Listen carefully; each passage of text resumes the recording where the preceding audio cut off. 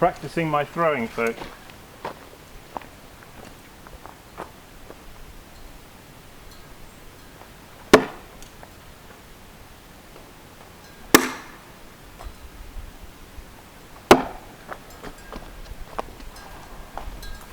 It's good to practice our throwing, isn't it?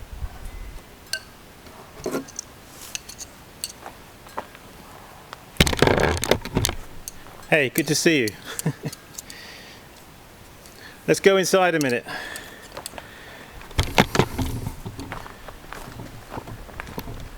La la la,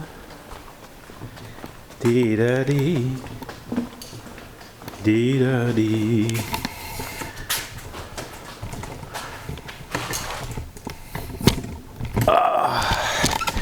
Just wind this up a touch. Dee dee dee dee. Just going to switch the lights on.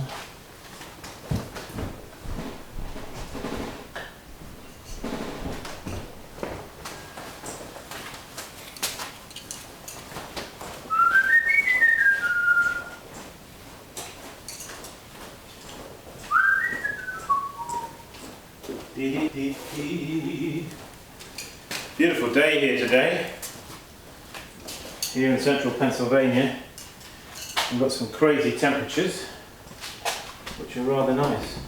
I think it's 78 degrees today.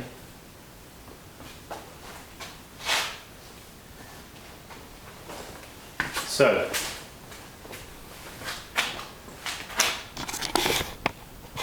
let's just pull back the camera there a touch.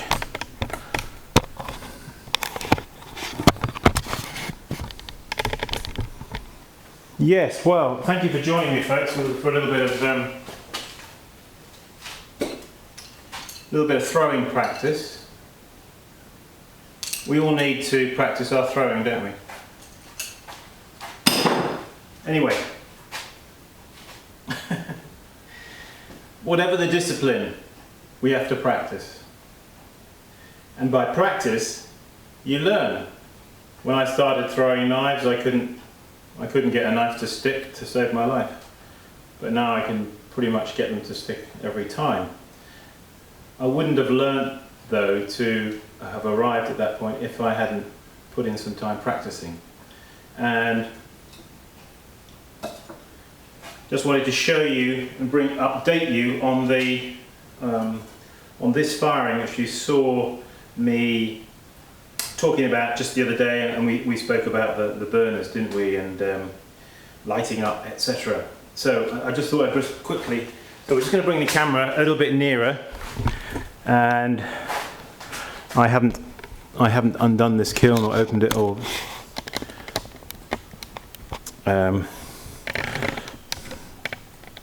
this is not a staged video clip. In fact, none of my video clips are staged. Not really. They are just what they are. So, I'll tell you what I'm going to do first of all. I'll just show you this. You see down there, I've got my burners. Well, I'm going to move them because they're going to be in the way, you see. This is one, you might think, well, this arrangement you've got here, Simon, is incredibly...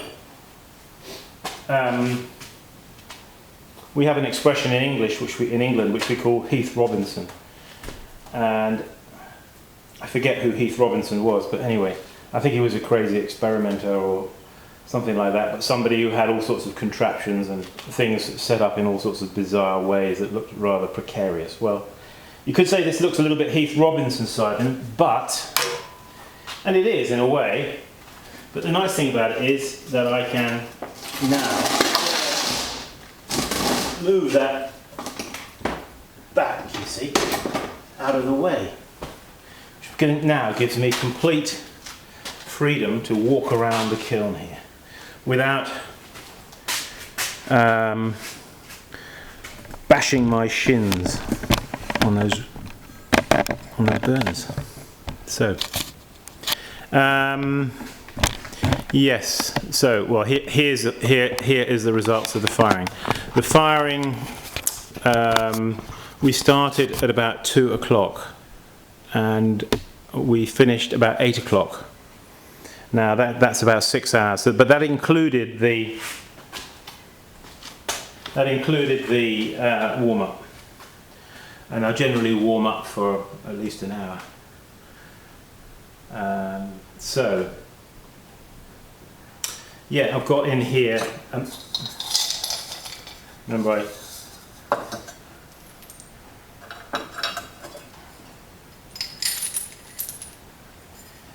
these guys are, maybe I'll put them all in this porcelain, put them all in one spot. Remember these little impressing wheels that I told you about? I've got a seal down there, another stamp there. So I encourage you, have a go at making these stamps, because you'll find them very rewarding. They're dead easy to do, and you can get a very satisfying result. Perhaps we'll do a clip on how to make them. Give me some feedback on that one if you think that's something that interests you. Okay, so there are those guys. Now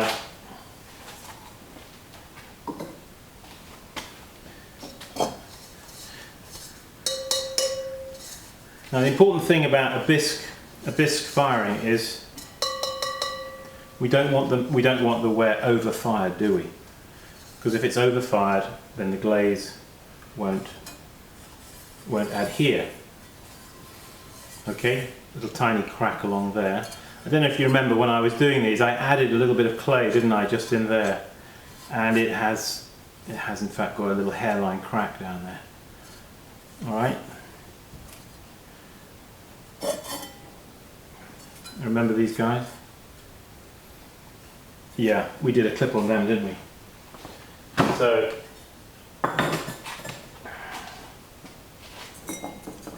these are some tea bowls, which when they were leather hard, we brushed over some white slip, didn't we? And then you can see I scratched through the white slip on that one.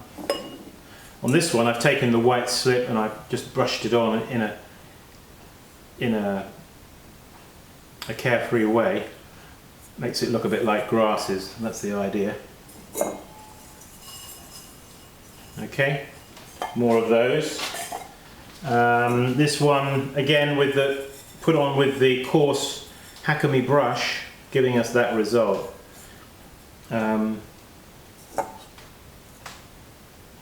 More of those. Okay, just put these over here on a board, on a ware board.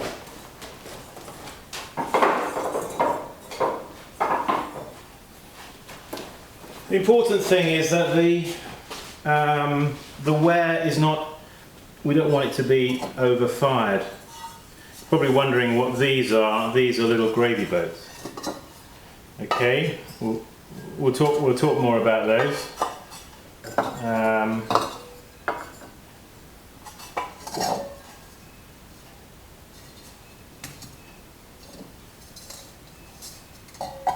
Looking good at the moment. The colour looks good, and the hardness of the ware looks good.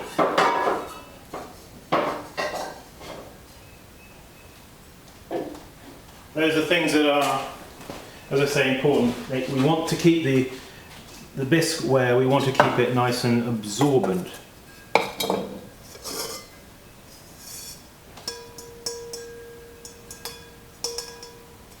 Porcelain bowl, another porcelain bowl, different shape, porcelain bowl, fluted.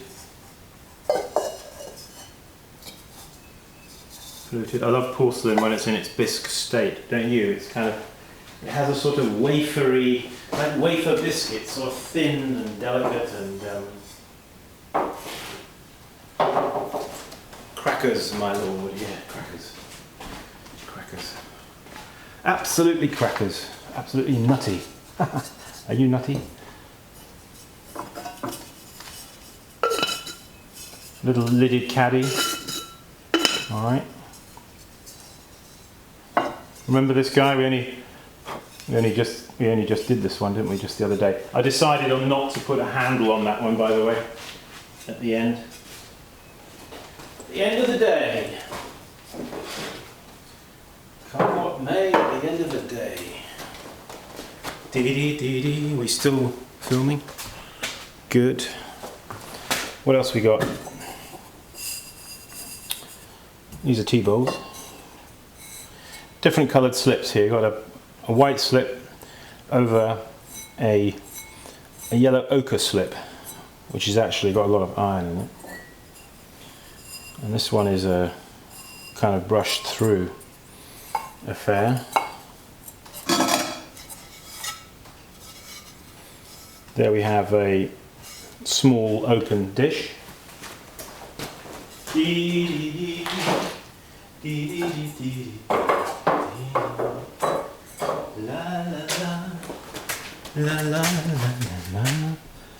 Now, flan dish, you can see here I put some sand in it, you see? When you put things that are flat, you're putting flat things on top of flat things, you see some of this grittiness of the sand. That's kind of like that on purpose because it just lifts it a little bit, you see? Allows the heat to get in underneath. Because you know what causes cracking? You can get the ware to come out cracked if the inside part here isn't heating up at the same rate as the outside part around here. And of course the outside is going to heat up much quicker, isn't it? Yeah, and if you've got something flat on top of that, it's going to inhibit the central part here getting hot at the same rate. So by putting some sand there, it's enabling the heat, a little air space, to get in underneath. All right? Just to let you know. Pestle and mortar. He looks a handsome fella. He's I put pestle and mortar with an impressed with an impressed pestle. You see? We'll just spray some wood ash over him. We don't need to glaze him. I don't usually glaze them.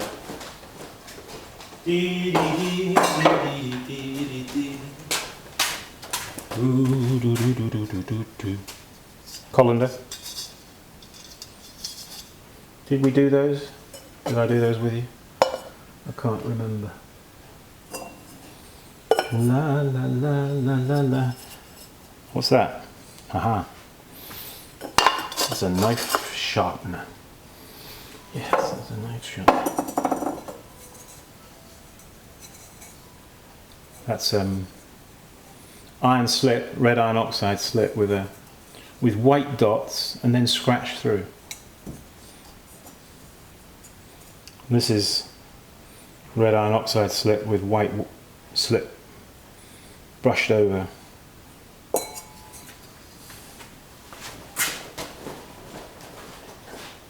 Should be fun, we'll see. We will see.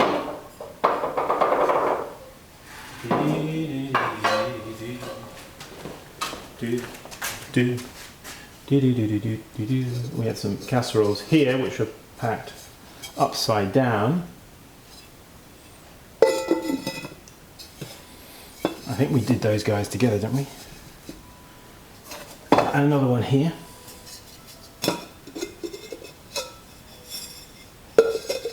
They seem to come out quite nicely.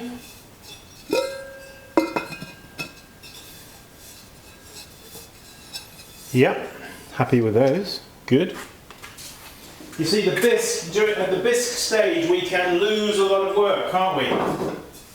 You ever lose a lot of pots when you're at the bisque stage? It is easy to lose pots, you know. And oops. Stretch. Ah.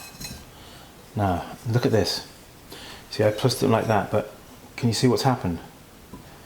The lid is cracked.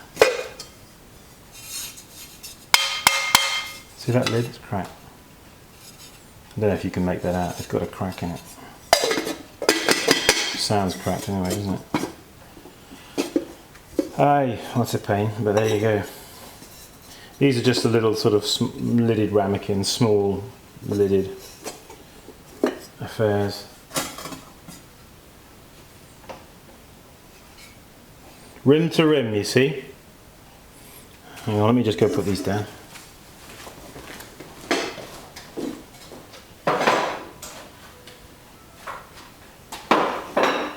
So that's the first casualty. Hey.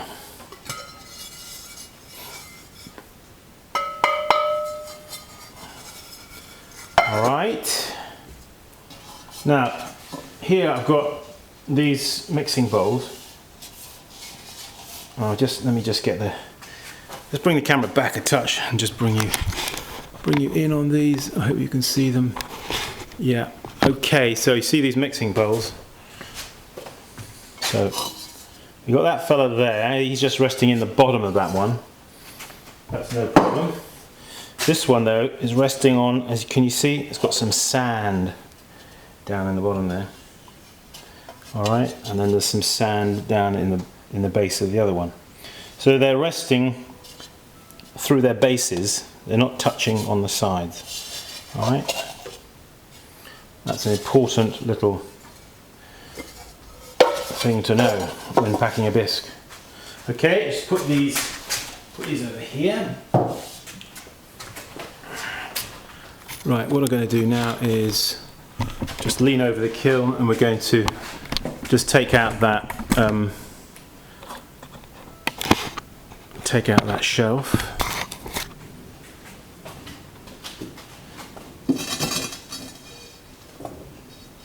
Like that.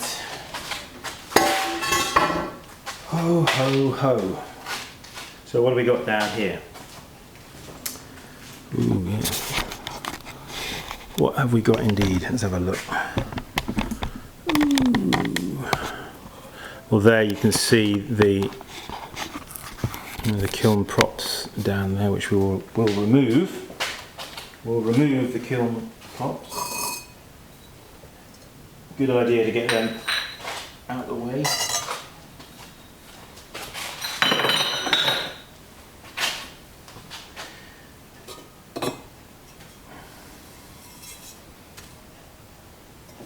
Again, a mixture here of small ramekins.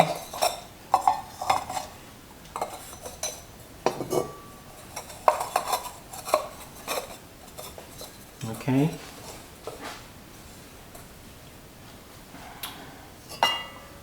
More of these overlated bowls. They're quite fun, aren't they, the overlated bowls? Yep. The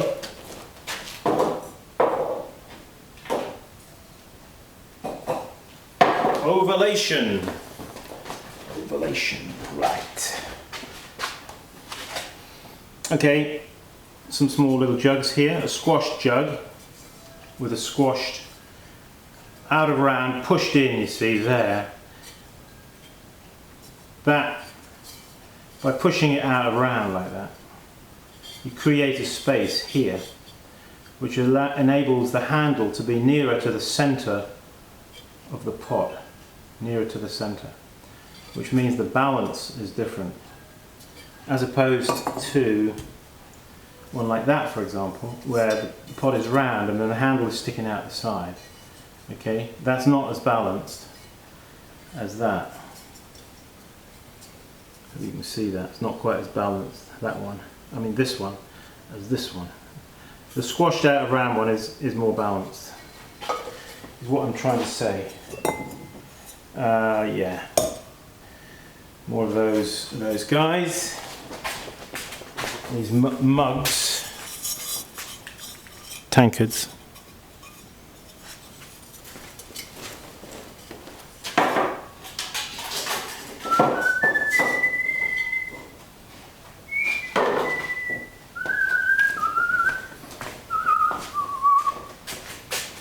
So what else we got in here? Yay, we've got, well, you see we've got a load of these, you see. Now, you can pack bowls like that so long as they don't touch. And the way to do that, of course, is to put the sand, you see, between them.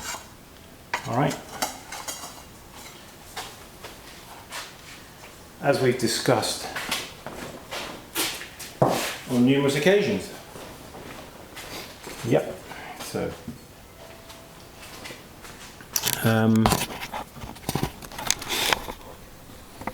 Right. I'm just going to carry on unpacking this, getting the stuff out, and I'll show you anything of interest.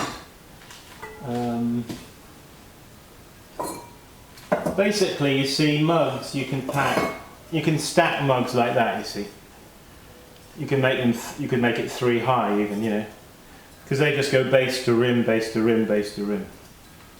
All right, so they can go like that. Basically, with all of these kind of bowls that sit and nestle inside each other, you can place some sand. Okay, and you will find that they should be okay. Should be okay. No problemo, Jose. Should be okay. All right. Again, here. Now you can go down your local builder's merchant, one of those big ones, you know. One of them. And get playground sand. It's called playground sand, where it's washed, you see, and clean and fine. And this is a pot, I don't know if you can see, but it's got a stamp that I made just to put into the side. You know, you can make your stamps, you can impress them, you can scratch them out, I mean, you know, or you can actually push something into the stamp and then pull it out, and it leaves an impression in the stamp, doesn't it? And you then fire it and use that as a stamp to impress. These are all variations on the theme, you see, of tea-bowls. Seems that we're going to be drinking a lot of tea. Well, we are. Green tea. We're going to be drinking a lot of green tea. We've got the teapot, now we've got the teacup. Ho, ho, ho.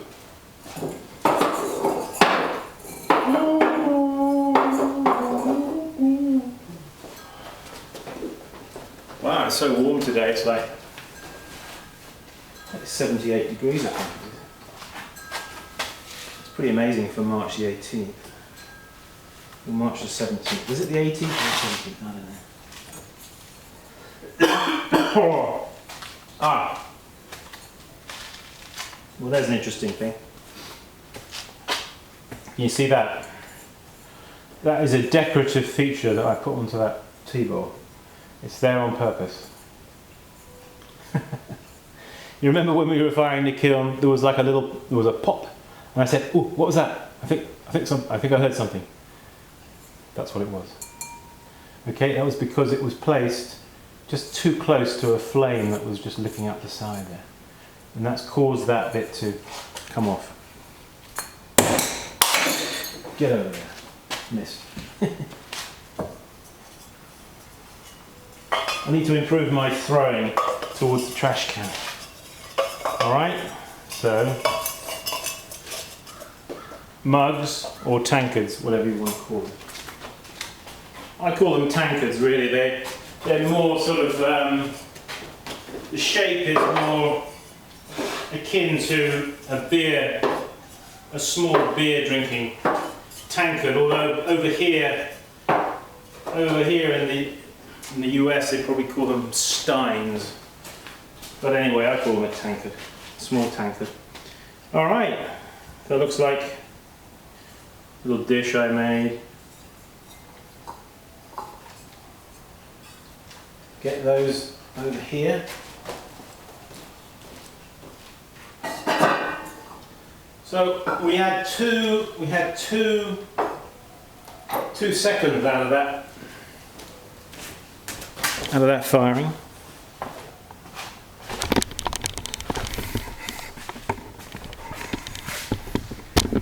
That's some of the stuff you can see there. That's not all of it though. That's just what I've unloaded. But anyway, we had 2 seconds. The lid and that blowout on the side of the T-bolt.